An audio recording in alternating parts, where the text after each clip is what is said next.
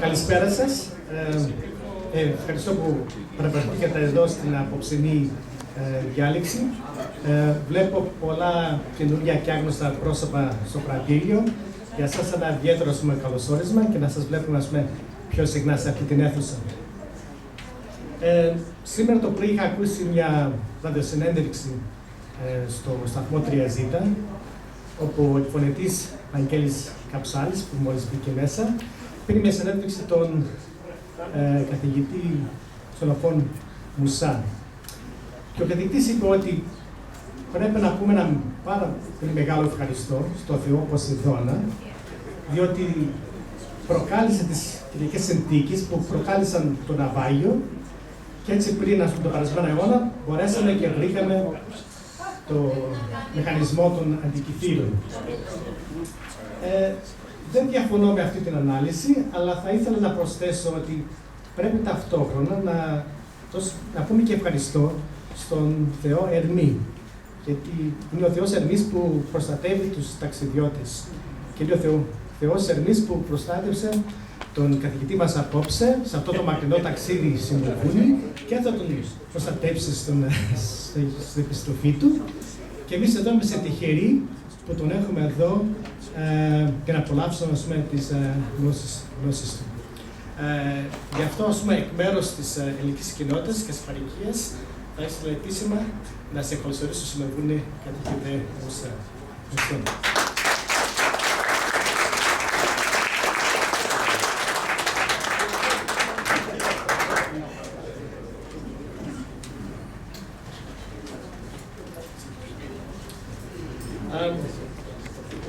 Quite an impressive attendance tonight, and no doubt the subject matter has a lot to do with it. So thanks for coming tonight.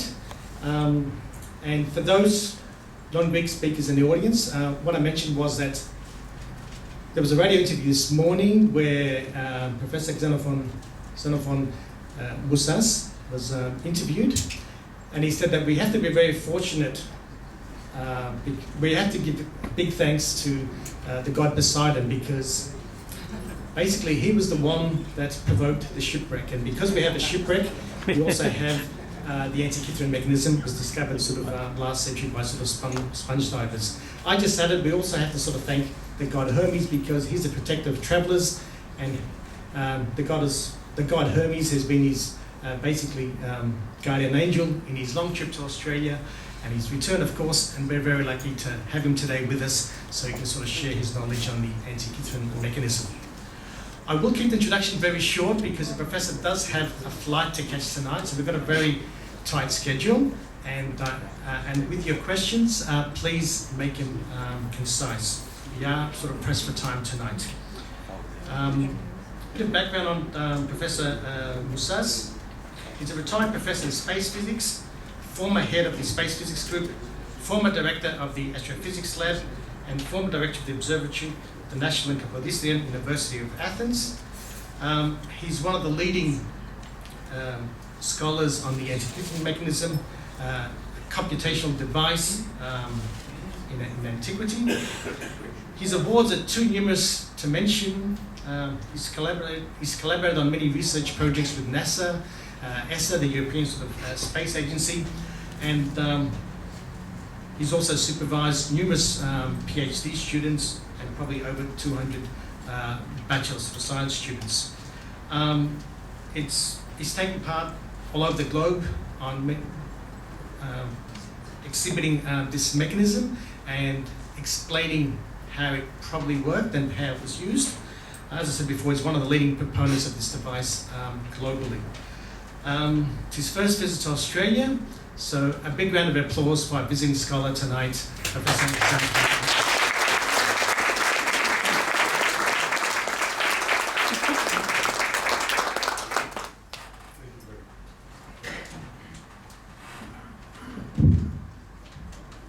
Well, I'm privileged to be with you tonight.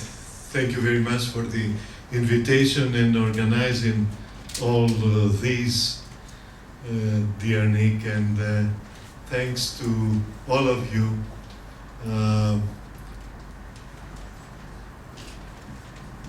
the Antikythera mechanism that we see here in a very well-made simulation by Mr. Asimakopoulos and his professor Roumeliotis, we can see from this one and the previous little movie that we had the opportunity to see that it is more or less like a clock that works with gears, like the grandmother's or grandfather clock. And in fact, if you look at some of them that are in the museum with a weight and a counterweight, eventually you have a grandson of the Antikythera mechanism. Because although it is a quite peculiar sort of clock, an astronomical clock, with two phases and many more pointers and dials and scales.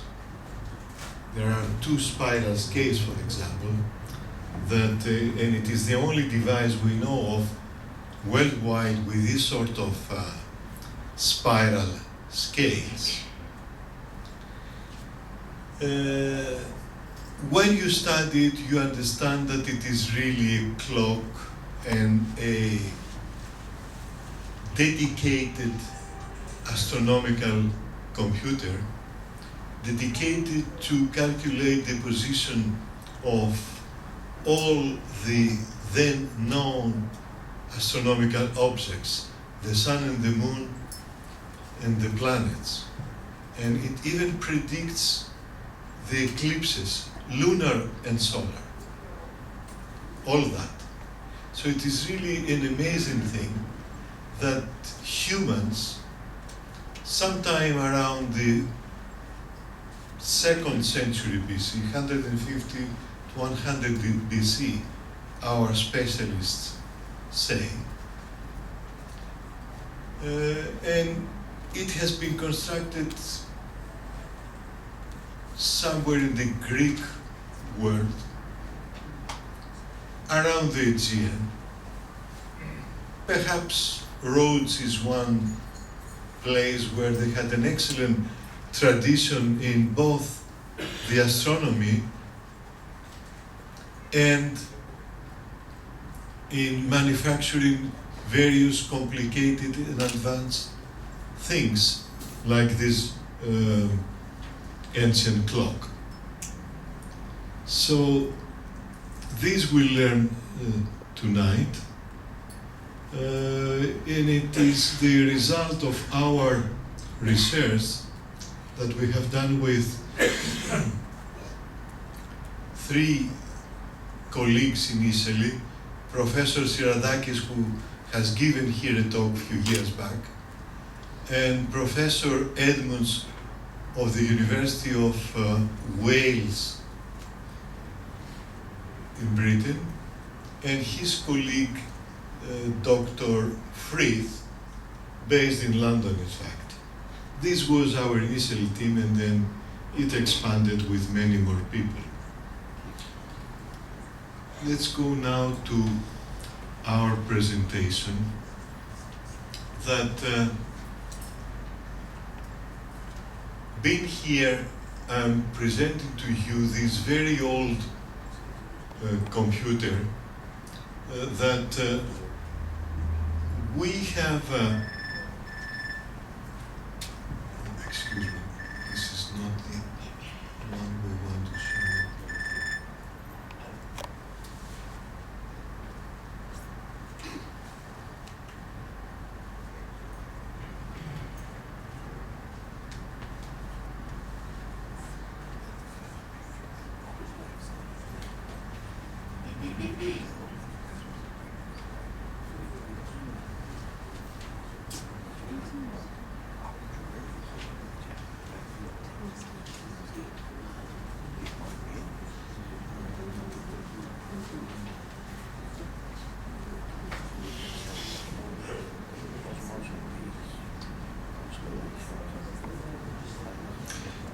This device since its discovery, it is in the National Archaeological Museum, and as we live very close to this museum, since I was a child, perhaps 10, 12, I acquired the habit to visit museums, and I used to go there, and because mathematics was my first love, together with astronomy, that was my hobby. Going around the museum, I had to pay a visit to this instrument because it had a very attractive name to my mind. It was called the Antikythera astrolabe. Now, astrolabe in Greek means an instrument that enables you to touch or even to grab the stars. So, the name was the great attractor of me to this instrument, together with the apparent gears that were there in a museum that was, this particular room at the time, was full of beautiful golden things of the Hellenic era, from Alexandria and other places, or all around the globe, the Mediterranean, and even further. By the way, there are 3 places here, another 2 over there. Few seats over Yes, more than 5 in fact. Please come. And so since I was very young, I wanted to study this thing and give answer to questions like how on earth humans 20-something centuries ago, the Greeks or any, had an interest in astronomy without telescopes, without, let alone spacecraft, of course, that we have today, and all the knowledge, the computers, etc., that enable us to study astronomy properly. And during my years at the university, in my lectures, I used to repeat these questions and even set new ones. How humans dare, for example, to construct a machine that predicts what their gods will do. Because, as Plato says, the first gods of humans were the sun, the moon, the planets, and the stars in general. And it is really an insult, a hybris, as we say, for humans to predict their gods, isn't it? But they did it because, as Plato again says, and others of course, anangi, necessity. Anangi is the greatest, the most important goddess of all. So it was the necessity for the knowledge of astronomy for people like the Greeks, and not only, to travel around at sea, not only, and also from the beginning of agriculture, it was necessary to have calendars, good calendars. And to have good calendars, you need astronomy. This is what Plato says, and it is correct. So, starting with thanks to all of you, Dr. Dallas and everyone in the community and you all that we are together. And of course, thanks to our group that I have just mentioned with Siradakis, Edmonds, and all. We have the result that we'll present now.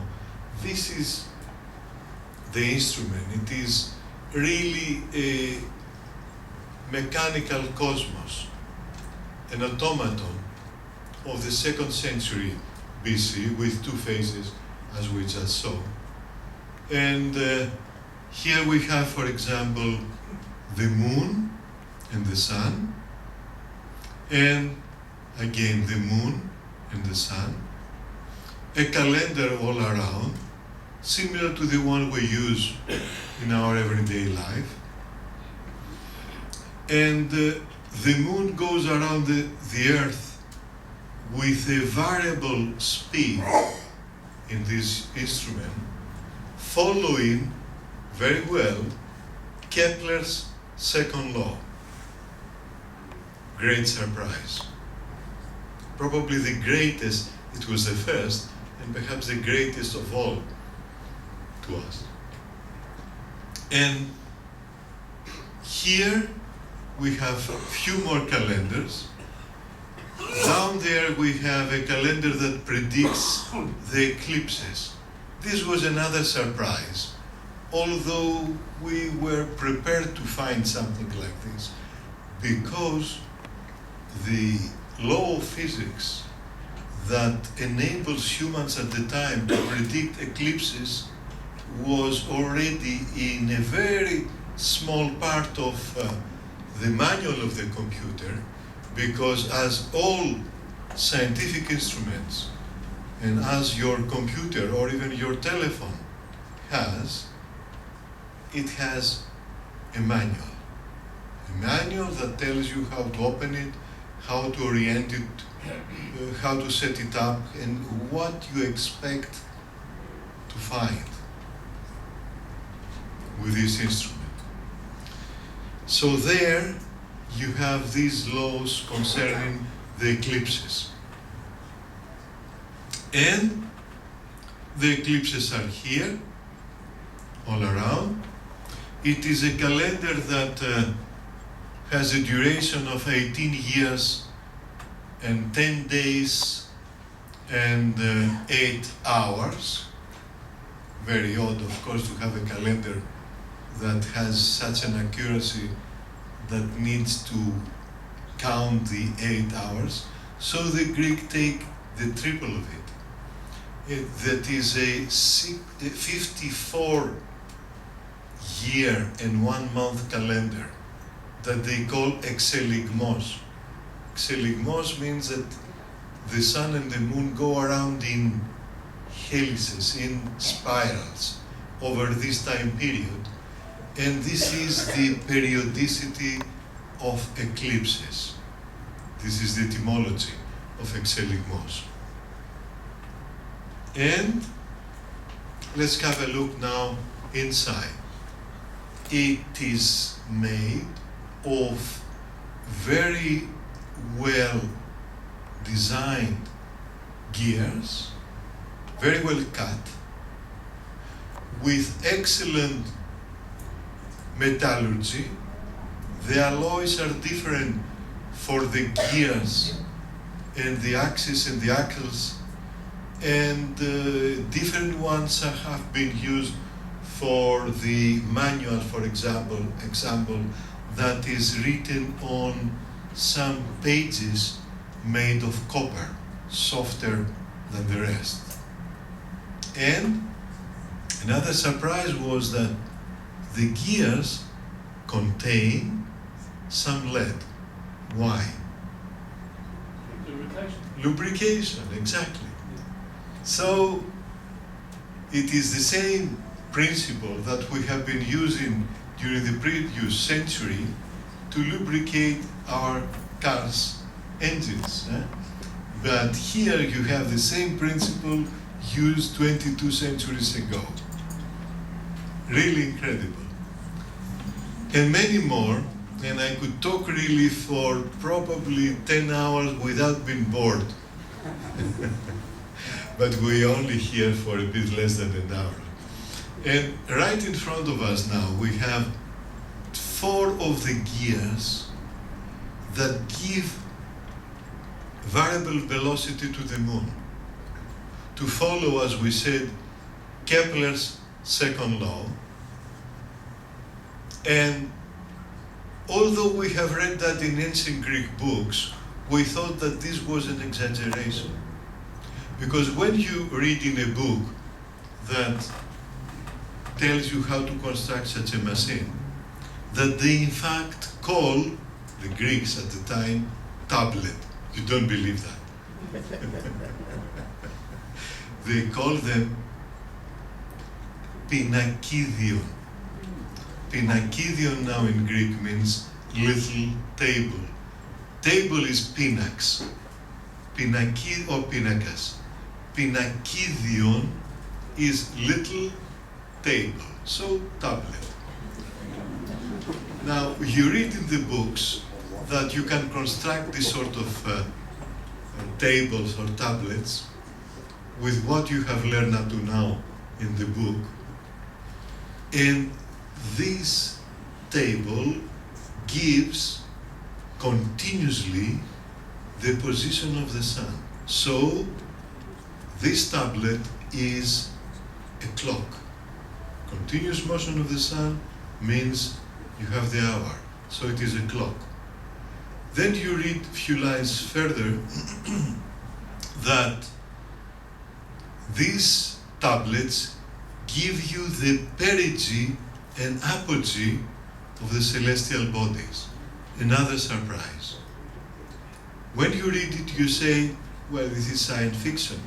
Although it is in a very advanced book of mathematics and physics and astronomy. But again, you cannot believe that this can happen, that you can have such an instrument. And in fact, we discover it in the gears. Because in these gears, you can read the mathematics that are otherwise hidden in the rust of this instrument that was for 20-something centuries in the sea. Antikythera is a very small island between mainland Greece, Peloponnese in fact, and Crete. Closer, of course, to Kythera. Kythera is another relatively small island, although it is a bit larger than Malta, and Malta is a state. Kythera is a otherwise almost unknown island, very beautiful, and in the last few centuries it was a very beautiful place. It still is, but people wanted to go there because it was the ideal place on earth. A voyage to Kythera. There, Elias Stadiatis is the name of the diver, sponge diver, that it was the Monday just before Easter 1900. April, again Poseidon, Neptune, offers high seas, and these 2 boats that were going to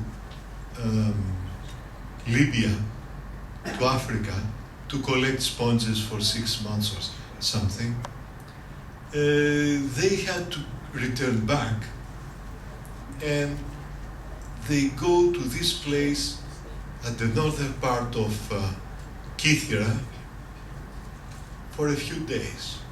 And there Elias discovers this thing. He is an excellent diver, and he understands that this piece of something like a rock that is covered with seaweeds and everything, yes, and calcification, is probably something important. So he takes it up, and we have it now, and we study it. And since then, it is in the museum in Athens, the National Archaeological Museum, next to the Polytechnion that some of us know, and in Patission Street. Let me go back to the manual that I have mentioned before, and exactly here we can read the law of physics they use for the eclipses. 223 months, it says, is the periodicity of eclipses. While up here, it says 76 years is the periodicity of the phases of the moon. And next to it, we have exactly here 19 years. This is the periodicity of eclipses again, and in fact this very calendar is the one we use today for Easter. The Christians, of course the Greeks, and the Jews as well for their equivalent. And not only, even the Chinese calendar is based on this. And it is less than 9 months that we have presented for the first time in Piraeus in Greece this manual that we have read at that time and presented for the first time. And now we know much better the manual, we understand much better the way it has been designed and even conceived. Because to understand that we humans can predict the positions of these stars, it's a very big step for humanity. Much bigger than the one Armstrong did on the moon. And all present-day civilization is really based on the same principles. The roots of and the bits and bytes of your computer or of your telephone are in this machine. And by the way, you can find this beautiful simulation of Mr. Asimakopoulos in the apps, and you can have it in your telephone. And you can play like this, you see. Go in, blow it up. You can find it under the name of Mr. Asimakopoulos and his professor Roumeliotis, called Antikythera simulation, of course, as you can imagine. Don't take the other ones because I have been informed that they have viruses. Going further, here it says that you have stimatia. Stimatia means a viewfinder. So it has a viewfinder for some reason. What? To observe the stars, to find out, calculate, measure the distance between, let's say, this star and the moon tonight, or the altitude of the sun at noon, and then you know your latitude, or calculate exactly the position of the moon at 10 o'clock and work out the expected value, let's say, for Athens, for example, and then you have the difference of latitude between Athens